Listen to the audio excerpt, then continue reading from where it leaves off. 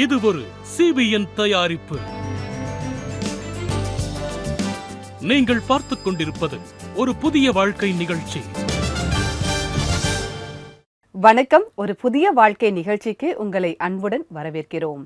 இந்த நிகழ்ச்சியின் மூலமா உங்களை சந்திச்சதுல ரொம்பவே சந்தோஷப்படுறோம். நேற்று நீங்க கிறிஸ்மஸ் பண்டிகையை சந்தோஷமா கொண்டாடி இருப்பீங்க. நேற்று ஒருவேளை நம்முடைய நிகழ்ச்சியை நீங்க பார்க்கல, மிஸ் பண்ணிட்டீங்க அப்படின்னா CBN இந்தியா யூடியூப் சேனலை நீங்க பார்க்கலாம். நேற்று நம்முடைய நிகழ்ச்சியில நம்ம பார்த்தோம், ஆண்டவராகிய இயேசு கிறிஸ்து தேவனால் கொடுக்கப்பட்ட ஒரு மிகப்பெரிய பரிசு. அந்த பரிசை நாம் பெற்றுக்கொள்ளும் போது நம்முடைய வாழ்க்கையில் பல மாற்றங்களை நம்மால் பார்க்க முடியும் அப்படிங்கிறத நேற்றைய நிகழ்ச்சியில் நம்ம பார்த்தோம்.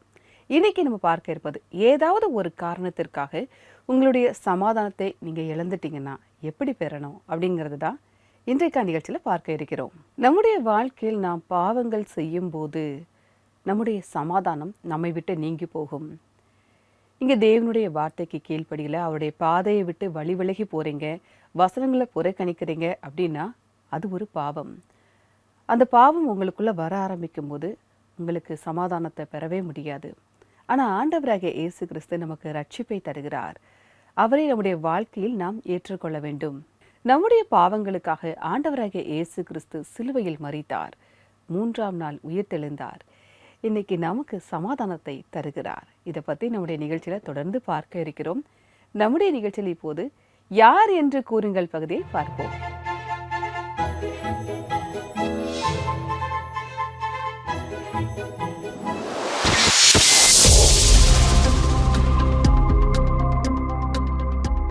அமைதியை கொண்டு வருபவர்கள் பாக்கியவான்கள், ஏனெனில் அவர்கள் டேஸ். ஆப்ஷன் ஏ, அவர்கள் தேவனுடைய பிள்ளைகள் என்று கருதப்படுவார்கள். ஆப்ஷன் பி, சமாதானத்தின் பிள்ளைகள். ஆப்ஷன் சி, பரலோக ராஜ்யம் அவர்களுடையது. ஆப்ஷன் டி, அவர்கள் பரிசுத்தமான மனதை கொண்டவர்கள். உங்களுக்காக நான் ஒரு க்ளூ கொடுக்கேன். மலை பிரசங்கத்துல ஆண்டவராகிய இயேசு கிறிஸ்து சொன்ன வசனம் தான் இந்த வசனம். இது தெரிஞ்சாலே இதற்கான ஆன்சர் உங்களுக்கு தெரிஞ்சிடும். இதற்கான பதில் உங்களுக்கு தெரிஞ்சிருந்தால் CBN இந்தியா யூடியூப் சேனல்ல இன்றைய எபிசோடின் கமெண்ட் செஷன்ல பதிவு செய்யுங்க. யார் என்று கூறுங்கள் பகுதியை பார்த்தோம். இப்போ நம்ம ஒரு ஜீவனுள்ள சாட்சியை பார்க்க இருக்கிறோம். இப்போ நம்ம ஆதேஷ் அவங்கள சந்திக்க போறோம். இவங்களுடைய வாழ்க்கையில இவங்க நிம்மதி இல்லாம இருந்திருக்காங்க. ஆனா அதன் பிறகு எப்படி ஒரு புதிய வாழ்க்கையை பெற்றுக்கொண்டாங்க, சமாதானத்தை பெற்றுக்கொண்டாங்க அப்படின்னு அவங்க சொல்றாங்க. வாங்க பார்ப்போம். இன்றைக்கு ஆதேஷ் தன்னுடைய மனைவி மற்றும் குழந்தைகளோடு சாதாரண தன்னுடைய வாழ்க்கையை வாழ்ந்து வருகிறார். ஆனால் சில வருடங்களுக்கு முன்பு அவர்களுடைய வாழ்க்கை கடினமாகவும் நிம்மதி இல்லாமலும் இருந்து வந்தது. என்னோட வாழ்க்கை மிகவும் பிரச்சனையாவே இருந்துச்சு. என்னோட அப்பாவும் சீக்கிரமா இறந்துட்டாரு. அவர் சீக்கிரமா இறந்துட்டதுனால எல்லா சுமையும் என் மேலேயே விழுந்துடுச்சு. எங்க வீட்டு பக்கத்துல ஒரு எலக்ட்ரானிக் கடை இருந்துச்சு. நான் அந்த கடையில வேலை பார்த்துக்கிட்டு இருந்தேன். அந்த சம்பளம் என்னோட குடும்பத்துக்கு போதுமானதாகவும் இல்ல. அந்த சமயத்துல என்னோட அம்மாவும் இறந்துட்டாங்க. அதுக்கப்புறம் என் வாழ்க்கையே நொறுங்கி போயிடுச்சு. நான் மனம் தளர்ந்து போயிட்டேன். அதனால நான் தவறான பழக்கத்துல ஈடுபட ஆரம்பிச்சிட்டேன். மது அருந்துறது, புகைப்பிடிக்கிறது, இந்த மாதிரி பல பழக்கத்துல நான் அடிக்ட் ஆயிட்டேன். அந்த சமயத்துல நான் ஒரு பெண்ணை சந்திச்சேன். அவளை நான் நேசிக்கவும் ஆரம்பிச்சேன். அவளை என் வீட்டுக்கு கூட்டிட்டு வந்தேன். அவளை என் வீட்டுக்கு கூட்டிட்டு வந்தாலும் அவ கூட சண்டை போட ஆரம்பிச்சேன். மது அருந்துறது, சண்டை போடுறது, பாத்திரங்களை போட்டு உடைக்கிறது, எது கிடைச்சாலும் தூக்கி வீசிக்கிட்டு இருந்தேன். எனக்கு நிம்மதி இல்லாத வாழ்க்கையாவே இருந்தது. ஒரு நாள் ஆதேஷ் எலக்ட்ரானிக் கடையில் வேலை செய்து கொண்டிருந்த போது திடீரென்று ஒரு கார் அவருடைய கடைக்கு முன்பு வந்து நின்றது. அந்த காரில் இருந்த ஒருவர் தன்னுடைய காரில் உள்ள ஸ்டீரியோவை சரி செய்வதற்காக வெளியே வந்தார். அவரோடு பேசும்போது வந்தவர் ஒரு போதகர் என்று தெரிய வந்தது. அவர் என்ன பார்த்து, நீங்க கவலையோட இருக்கிறீங்கன்னு சொன்னாரு. ஆமா, நான் கவலையோட தான் இருக்கிறேன்னு சொன்னேன். அதுக்கு அவர், இது எல்லாமே சாத்தானோட வேலை, அதுல நீங்க மாட்டிருக்கீங்க, அதுல இருந்து வெளியே வாங்க என்று அவர் சொல்ல நான் அதை கேட்காம வேலை பார்த்துக்கிட்டே இருந்தேன். அவர் சில வசனங்களையும் சொன்னாரு. அது எல்லாம் எனக்கு அப்ப அந்த நேரத்துல புரியவே இல்லை. அப்புறம் அவரோட நம்பரை என்கிட்ட கொடுத்து என்னை சந்திங்கன்னு சொல்லிட்டு போனாரு. ஆனா நான் அவரை போய் சந்திக்கவே இல்லை. நான் எப்படி ஒரு வாழ்க்கையை வாழ்ந்துட்டு இருந்தனோ அதே மாதிரி வாழ்ந்துகிட்டு இருந்தேன். ஆனா என்னுடைய வாழ்க்கையில ஒரு நாள் திடீர்னு ஒரு பிரச்சனை ஏற்பட்டுச்சு. ஒரு நாள் என்னுடைய வீட்டுல நான் நிறைய பாத்திரங்களை போட்டு உடைச்சு விட்டுட்டேன். எல்லாத்தையும் அடிச்சு நொறுக்கிட்டு வாழ்க்கையை முடிச்சுக்கலான்னு ஒரு முடிவுக்கே நான் வந்துட்டேன். இப்படிப்பட்ட நிலையில் ஆதேஷுக்கு போதகர் சொன்ன வார்த்தை நினைவுக்கு வந்தது. அப்போது உடனே ஆதிஷ் போதகருக்கு போன் செய்து இப்போது உங்களை வந்து சந்திக்க விரும்புகிறேன் என்று சொன்னார். போதகர் என்ன வர சொன்னாரு. அவர் என் தலைமையில கை வச்சு எனக்கு ஜெபம் செஞ்சாரு.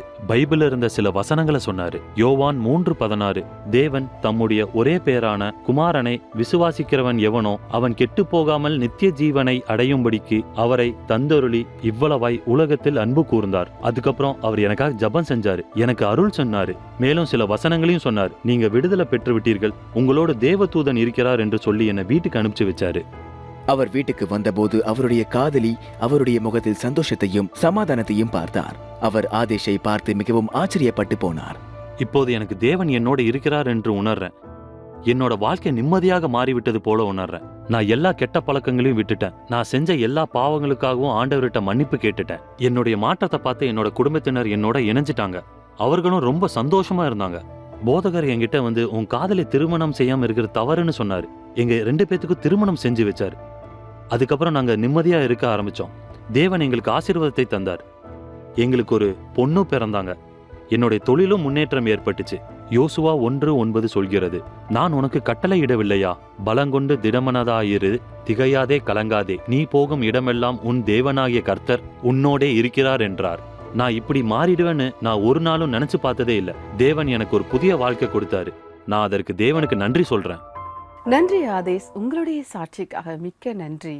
நம்ம பல நேரங்களில் தேவனை விட்டு விலகிறதும் நமக்கு ரொம்ப சமாதானம் இல்லாமல் அதனால் போகுது. அவரை விட்டு விலகும்போது நமக்கு சமாதானம் கிடைக்காது. ஆனால் அவர் எப்போதுமே சொல்லக்கூடிய வார்த்தை, நான் உன்னை விட்டு விலகுவதும் இல்லை, உன்னை கைவிடுவதும் இல்லை. நீங்கள் எந்த நிலையில் இருந்தாலும் அவர் உங்கள் கூட இருக்காரு. நீங்கள் பாவமாகிய ஒரு புதைக்குழியில் நீங்கள் மாட்டிக்கிட்டு இருந்தால் கூட அவர் உங்களுக்கு விடுதலை தருகிறார். இதை நாங்கள் உங்களுடைய சாட்சியின் மூலமாக பார்த்தோம். தேவன் உங்களை ஆசீர்வதிப்பாராக. ஆதேஷுடைய சாட்சியை நம்ம பார்த்தோம். நாமும் கூட நம்முடைய வாழ்க்கையில் நிறைய நன்மைகள் செய்தாலும் பாவங்கள் நம்மக்கிட்ட இருக்கதான் செய்யுது. ஆனால் நம்ம ஆண்டவராகிய இயேசு கிறிஸ்துவை நம்முடைய வாழ்க்கையில் நாம் ஏற்றுக்கொள்ளும் போது அவர் நம்முடைய பாவங்களிலிருந்து நமக்கு விடுதலையை தருகிறார். பாவத்தை குறித்து பைபிளில் இருக்கக்கூடிய வசனத்தை நான் உங்களுக்காக வாசிக்கிறேன். ரோமர் 6:23 பாவத்தின் சம்பளம் மரணம், தேவனுடைய கிருபை வரமோ நம்முடைய கர்த்தராகிய இயேசு கிறிஸ்துவினால் உண்டான நித்திய ஜீவன்.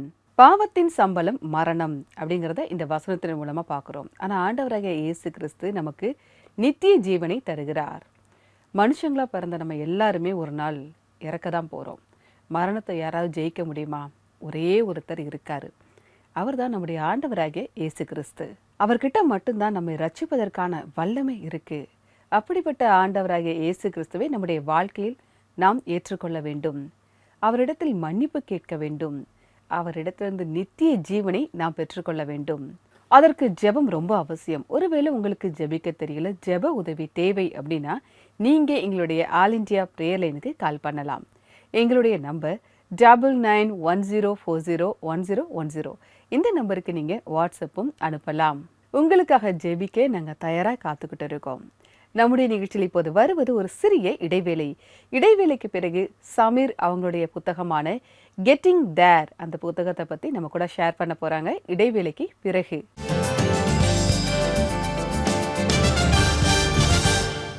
இந்த கிறிஸ்மஸ்ல உங்க சில்ட்ரனுக்கும் கிராண்ட் சில்ட்ரனுக்கும் சிப்லிங்ஸ்க்கும் சூப்பர் புக் குட்டீஸ பரிசளியுங்க. சூப்பர் புக் மர்ச்சன்டைஸ்ல நீங்க வாங்குற ஒவ்வொரு ப்ராடக்ட்டுக்கும் உங்களுக்கு 25% ஆஃபர் கொடுக்கறாங்க.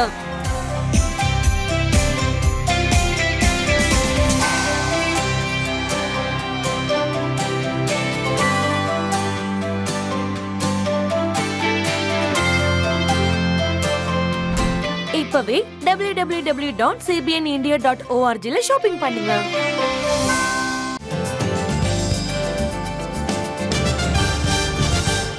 வெல்கம் பேக் டு ஒரு புதிய வாழ்க்கை.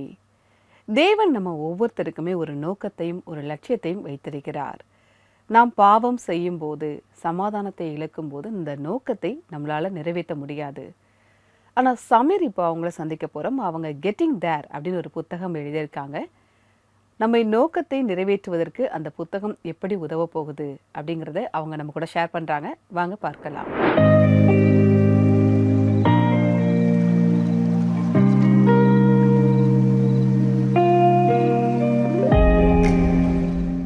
பாஸ்டர், உங்களை வரவேற்கிறேன். மிக்க நன்றி. நான் மீண்டும் உங்களோட இந்த ஸ்டுடியோவில் இருக்கிறதுல எனக்கு மிக்க மகிழ்ச்சி. ஒவ்வொருவரும் எங்கே செல்ல வேண்டும்?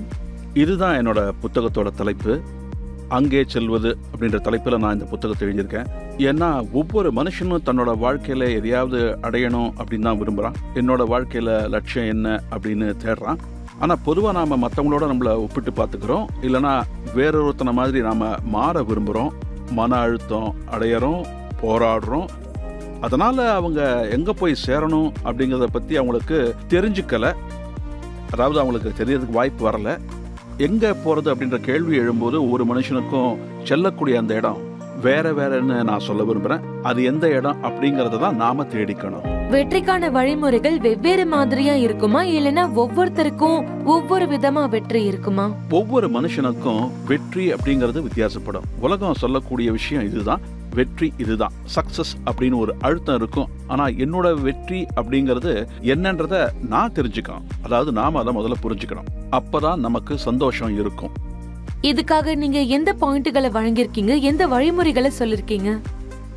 நான் விசேஷமா எந்த வழிமுறையும் சொல்லல, ஆனா நிறைய கேள்விகளை கேட்டிருக்கேன். ஒவ்வொருத்தரும் அதுல இருந்து தெரிஞ்சுக்கணும், ஒவ்வொருத்தரும் தன்னை பத்தி புரிஞ்சுக்கணும். நான் 10 விதமான விஷயங்களை எடுத்து வச்சிருக்கேன். என்னோட வாழ்க்கையில இருந்து நிறைய நான் ஷேர் பண்ணியிருக்கேன். ஆனா கேள்விகளையும் கேட்டிருக்கேன். சில நேரங்கள்ல மனுஷங்களோட அனுபவம் தான் நம்மள பண்படுத்தும் அப்படின்னு சொல்றாங்க. அனுபவத்தால யாரும் பண்பட மாட்டாங்க. அந்த அனுபவத்தால அவங்க என்ன பாடம் கத்துக்கிட்டாங்கிறது அங்க இருக்கிற விஷயமே. அதை நாம செய்யறதே இல்லை. ஆனா இந்த புஸ்தகத்துல நான் அதுக்கு உதவி செய்ய விரும்புறேன். மனுஷங்க உட்கார்ந்து யோசிச்சு கேள்வி கேட்கணும் அப்படிங்கறத என்னுடைய ஆசை. நம்மளோட அனுபவத்தின் மூலமா கத்துக்கணும். நீங்க இந்த முதல் பதிப்பை இங்கிலீஷ்ல எழுதி வெளியிட்டு இருக்கீங்க. இதுக்கான ரெஸ்பான்ஸ் எப்படி இருந்துச்சு பாஸ்டர்? ரொம்ப நல்லா இருந்தது. அந்த வரவேற்பை பார்த்து தான் நான் ரொம்பவே ஆச்சரியப்பட்டேன். இங்கிலீஷ்ல இதுக்கு கெட்டிங் தேர் அப்படின்னு தலைப்பு. அந்த தேர் அப்படிங்கறத பத்தி நான் எழுதியிருக்கேன். விசேஷமா கார்ப்பரேட் துறையில வேலை செய்யறவங்களுக்காக, அந்த ப்ரொஃபஷனல்களுக்கு நான் எழுதியிருக்கேன். அவங்க தங்கள் வாழ்க்கையில நிறைய போராடிக்கிட்டு இருக்காங்க. அந்த நோக்கத்துக்காக தான் நான் எழுதினேன்.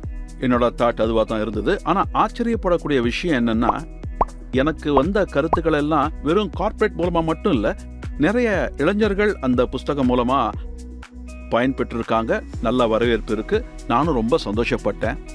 இங்கிலீஷ்ல இருந்து தாய்மொழிக்கு மொழி பெயர்ப்பதற்கான காரணம் என்னன்னு சொல்லுங்க. தாய்மொழியில நான் எதுக்காக எழுதினேன்னா, நிறைய பேர் இதை படிக்க முடியும், உத்வேகம் பெற முடியும், அவங்களுக்காக வாழ்க்கையில ஒரு மாற்றம் ஏற்படும். அதனால தான் நான் இதை ஹிந்தியில் எழுதினேன். உங்களுக்கு இது எப்படி தோணுச்சுன்னு சொல்லுங்க. நீங்க பைபிள்ல இருந்து இன்ஸ்பயர் ஆகி இந்த புக்கை எழுதணும்னு தோணுச்சா? என் வாழ்க்கை ஃபுல்லா பைபிளை பின்பற்றி தான் இருக்கு. ஜீசஸ் தான் சரியான உதாரணமா இருக்காரு. இந்த புஸ்தகத்துல நான் பல மனுஷங்களோட உதாரணத்தை எழுதியிருக்கேன். ஆனா இயேசு கிறிஸ்துவோட உதாரணத்தை பத்தியும் இந்த புத்தகத்துல நான் நிறைய சொல்லியிருக்கேன். ஏன்னா இயேசுவோட வாழ்க்கை என்னோட வாழ்க்கையை மாத்தி இருக்கு, பலரோட வாழ்க்கையும் தான் அது மாத்தி இருக்கு இல்லையா? சோ மார்க்கெட்ல லட்சியம், நோக்கம் பத்தி நிறைய புத்தகங்கள் இருக்கு, நிறைய இருக்கு. அப்படி இருக்கும்போது உங்களோட இந்த புக் எப்படி மத்த புக்ஸ்ல இருந்து வேறுபடும்? இதையே மத்தவங்க படிக்கணும்னு சொல்லுங்க. நிறைய புஸ்தகங்கள் இருக்கு. அந்த புஸ்தகங்கள் எல்லாம் நல்ல புஸ்தகம் தான், அதை நான் ஒன்றும் மறுக்கலாம். ஆனால் ஒரு காரணம், இந்த புஸ்தகத்தை படிப்பதற்கான ஒரு காரணம் அது என்னன்னு சொன்னா, இது மிகவும் எளிமையான மொழியில் எழுதப்பட்டிருக்கு. இது மிகவும் எளிமையான புத்தகமாக இருக்கு. யாரெல்லாம் புத்தகம் படிக்க மாட்டாங்களோ அவங்களும் இதை நல்லா படிக்க முடியும். ஆனால் ஆழமான வார்த்தைகளை எளிமையான முறையில் எழுதப்பட்ட ஒரு புஸ்தகம் இது. இன்னொரு காரணத்தையும் நான் சொல்ல விரும்புகிறேன். நீங்கள் படிக்க விரும்பலைன்னா இதை படித்து பாருங்க. இதை படித்ததுக்கு அப்புறம் உங்களுக்கு ஒரு சில புத்தகம் மேலே படிக்கணுன்ற ஆர்வம் வரும். இன்னொரு காரணம் என்னன்னா, இந்த புஸ்தகத்தோட ஒவ்வொரு அத்தியாயத்திற்கும் நான் 3-4 கேள்விகளை வித்தியாசமான முறையில் கேட்டிருக்கேன். அந்த வகையில் இந்த புஸ்தகம் நிச்சயமாக வேறுபடும். அதுக்காக யோசிக்கிறதுக்காக நேரத்தை ஒதுக்குவாங்க. அதனால என்ன பயன் அப்படின்னு யோசிக்க ஆரம்பிப்பாங்க. 1 மணி நேரத்தில் படிக்கக்கூடிய அளவுக்கு தான் நான் ரொம்ப சுலபமாக எழுதியிருக்கேன். ஆழமான சிந்தனை கொண்டதாகவும் இருக்கும். இந்த புக் எங்க கிடைக்கும்? மக்கள் இதை எப்படி வாங்க முடியும்? இதை நீங்க பல வகையில வாங்க முடியும். நீங்க CBN மூலமாகவும் தொடர்பு கொண்டு இந்த புத்தகத்தை வாங்கலாம். நீங்க அமேசான் மூலமாகவும் இந்த புத்தகத்தை வாங்க முடியும். இன்னும் நிறைய இடங்கள்ல இந்த புத்தகம் கிடைக்கும். விசேஷமா நான் இதை இப்ப வெளியிடுவதற்கு காரணம், புதிய வருஷத்துல பலர் உறுதிமொழி எடுத்துப்பாங்க. 2025ல என்னோட வாழ்க்கை மாறும் அப்படின்னு நினைப்பாங்க. பல நேரங்களில் 2 வாரம் கழிச்சு நாம தோல்வி அடைஞ்சிடுவோம். நாம எடுத்த முடிவுகளை ஃபாலோ பண்ண மாட்டோம். நம்மளோட சபதம் நீண்ட நாள் தாக்கு பிடிக்காது. அதனால வரக்கூடிய இந்த வருஷத்தோட ஆரம்பத்தில் மக்கள் இதை படிக்க ஆரம்பிச்சாங்கன்னா இந்த வருஷம் ஃபுல்லாக இதை படிக்கலாம். ஒரு மராத்தன் ஓட்டம் மாதிரி இது ஒரு வருஷத்துக்காக இல்லை, நம்ம வாழ்க்கை ஃபுல்லாக நம்ம ஓடணும். அதுக்காக இந்த புக். எங்க ஸ்டுடியோவுக்கு நேரத்தை ஒதுக்கிட்டு வந்ததுக்கு உங்களுக்கு ரொம்ப நன்றி. அதுவும் இல்லாம உங்க புக்கை பத்தியும் எங்க கூட பகிர்ந்துக்கிட்டீங்க. அண்ட் அது மட்டும் இல்லாம வாழ்க்கையில ரொம்ப கஷ்டமான கேள்விகளுக்கு ரொம்ப ஈஸியா பதில் சொல்லிருக்கீங்க. அதுக்கும் ரொம்ப நன்றி. ரொம்ப தேங்க்ஸ். இது ஹிந்திலையும் இருக்கு, இங்கிலீஷ்லயும் இருக்கு. இந்த புஸ்தகம் மூலமா நிறைய பேருக்கு நிறைய ஆசீர்வாதம் கிடைக்கணும்னு நான் விரும்புறேன். நன்றி பாஸ்டர் சமீர். நீங்க ரொம்ப அழகா உங்களுடைய புத்தகத்தை பத்தியும் உங்களுடைய கருத்துக்களை ரொம்ப அழகா சொன்னீங்க. நிச்சயமா நாங்க அந்த புத்தகத்தை வாங்கி படிக்கிறோம், ஆசீர்வாதத்தை பெறுகிறோம். தேவன் உங்களை ஆசீர்வதிப்பாராக. சமீர் சொன்ன மாதிரியே நம்முடைய ஒவ்வொருவருக்கும் தேவன் ஒரு நோக்கத்தை வைத்திருக்கிறார். நிச்சயமாகவே அந்த நோக்கத்திற்காக நாம் முன்னேறி செல்ல வேண்டும். ஒருவேளை உங்களுக்கு என்ன நோக்கம்னே தெரியல, தேவன் எதற்காக என்னை படைத்திருக்கிறார், அதற்கான நோக்கம் என்ன அப்படின்னு உங்களுக்கு ஒரு சந்தேகம் இருக்கலாம். இங்கே ஜெபிக்கும் போது தேவன் அவருடைய நோக்கத்தை உங்களுக்கு வெளிப்படுத்துவார். உங்களுக்கு ஜெபிக்க தெரியல, ஜெப உதவி தேவை அப்படின்னா நீங்கள் எங்களுடைய ஆல் இண்டியா பிரேயர் லைனுக்கு கால் பண்ணலாம். எங்களுடைய நம்பர் 9910401010. இந்த நம்பருக்கு நீங்கள் கால் பண்ணலாம். நம்முடைய நிகழ்ச்சியில் இப்போது வருவது ஒரு சிறிய இடைவேளை. இடைவேளைக்கு பிறகு நம்ம எல்லாரும் சேர்ந்து ஜெபிக்க இருக்கிறோம். இடைவேளைக்கு பிறகு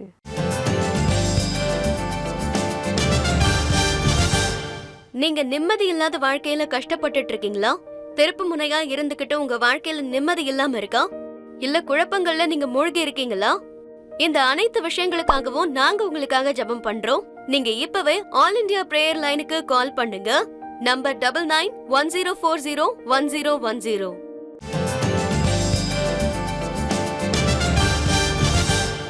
வெல்கம் பேக் டு ஒரு புதிய வாழ்க்கை. இன்னைக்கு நம்முடைய நிகழ்ச்சியில சமாதானத்தை பத்தி நம்ம பேசிக்கிட்டு இருக்கோம்.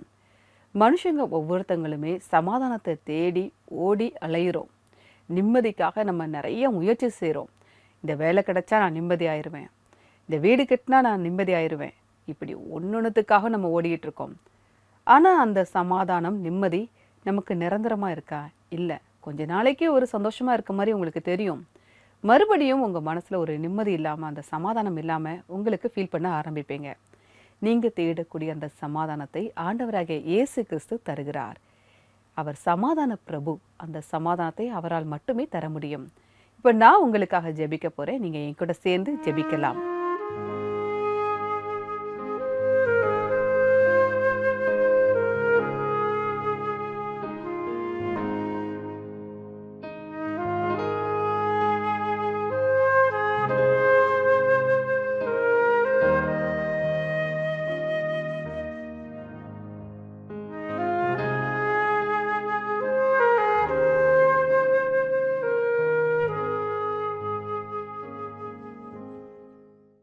அன்பின் பரலோக பிதாவை, இந்த நேரத்திற்காக நன்றியோடு உம்மை துதிக்கிறோம் அப்பா. யாரெல்லாம் இந்த நேரத்தில் உம்மை நோக்கி ஜெபிக்கிறார்களோ ஒரு விசை பாரும் அப்பா. எங்களுக்கு சந்தோஷத்தையும் சமாதானத்தையும் தாங்க. அந்த சமாதானத்தை பெற்றுக்கொள்ள எங்களுடைய பாவங்கள் தடையாக இருந்தால் நீங்கள் எங்களுக்கு மன்னிப்பை தாங்க அப்பா. நீங்கள் சமாதான பிரபுவாக இருக்கீங்க. அந்த சமாதானத்தை நீங்கள் எங்களுக்குள்ளே தாங்க. நாங்கள் ஒருவருக்கொருவர் மன்னிக்க நீங்கள் எங்களுக்கு உதவி செய்யுங்க. நாங்கள் எங்களுடைய குடும்பங்களில் சந்தோஷமாகவும் சமாதானமாகவும் உம்மை பற்றிய அன்போடும் அறிவோடும் இருக்க நீங்கள் எங்களுக்கு உதவி செய்யுங்க. நீர்பெர் இயேசு மூலமாக ஜெபம் கேளும் பரமபிதாவே. ஆமீன், ஆமீன். நாம் ஆண்டவராகிய இயேசுவிடத்தில் ஜெபித்திருக்கிறோம். நிச்சயமாகவே அவர் நமக்கு சமாதானத்தை தருகிறார். இன்றைக்கான பைபிள் வசனம் என்ன அப்படிங்கிறத பார்ப்போம். நம்முடைய மீறுதல்களின் நிமித்தம் அவர் காயப்பட்டு, நம்முடைய அக்கிரமங்களின் நிமித்தம் அவர் நொறுக்கப்பட்டார். நமக்கு சமாதானத்தை உண்டு பண்ணும் ஆக்கினை அவர் மேல் வந்தது. அவருடைய தழும்புகளால் குணமாகிறோம். ஏசாயா 53:5. இந்த வசனத்தில் நாம் பார்க்கிறோம், நம்முடைய மீறுதல்களின் நிமித்தம் அவர் காயப்பட்டார், நம்முடைய அக்கிரமத்தின் நிமித்தம் அவர் நொறுக்கப்பட்டார். ஆனால் அவர் நமக்கு சமாதானத்தை தருகிறார். இந்த வசனத்தை கேட்பதோட மட்டும் இல்லாமல் அந்த வசனத்தின் மீது நாம் நம்பிக்கை வைக்க வேண்டும். நிச்சயமாகவே அவர் உங்களுக்கு அந்த சமாதானத்தை தருகிறார். நம்முடைய நிகழ்ச்சியில் பார்த்த அந்த ஆதேசுடைய சாட்சியை பார்த்தீங்களா? தேவனுடைய சமாதானம் அவருடைய வாழ்க்கையில் வந்த பிறகு அவருடைய வாழ்க்கையில் இருந்த பிரச்சனைகள் எல்லாம் மாறி போனதை நம்மளால் பார்க்குறோம். இன்னைக்கு அதே தேவன் உங்களுக்கும் உதவி செய்ய வல்லவராக இருக்கிறார். அந்த சமாதானத்தை நீங்களும் பெற்றுக்கொள்ள முடியும். இதை பற்றி இன்னும் நாம் தொடர்ந்து பேசுவோம். நம்முடைய நிகழ்ச்சியில் இப்போது வருவது ஒரு இனிமையான ஆராதனை பாடல்.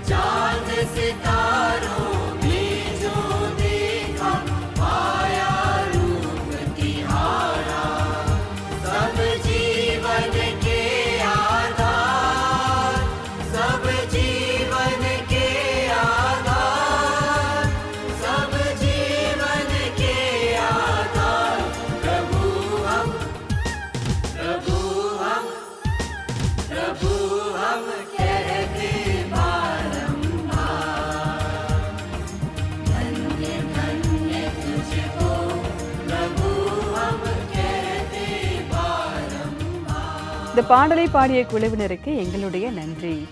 இருளாக இருந்த நம்முடைய வாழ்க்கையில் ஆண்டவராகிய இயேசு கிறிஸ்து ஒளியாக வந்தார் அப்படின்னு ரொம்ப அழகா நீங்க பாடுனீங்க. தேவன் உங்களை ஆசீர்வதிப்பாராக. அந்த ஒளியாக வந்த இயேசுவை இன்று உங்களுடைய வாழ்க்கையில் நீங்கள் பரிசாக ஏற்றுக்கொள்ளுங்கள். அந்த தேவன் தந்த ஒரு விலை உயர்ந்த பரிசு ஆண்டவராகிய இயேசு கிறிஸ்து. இந்த மாதம் முழுவதுமே நம்ம பரிசுகளை பற்றி தான் தொடர்ந்து பார்த்துக்கிட்டு இருக்கோம்.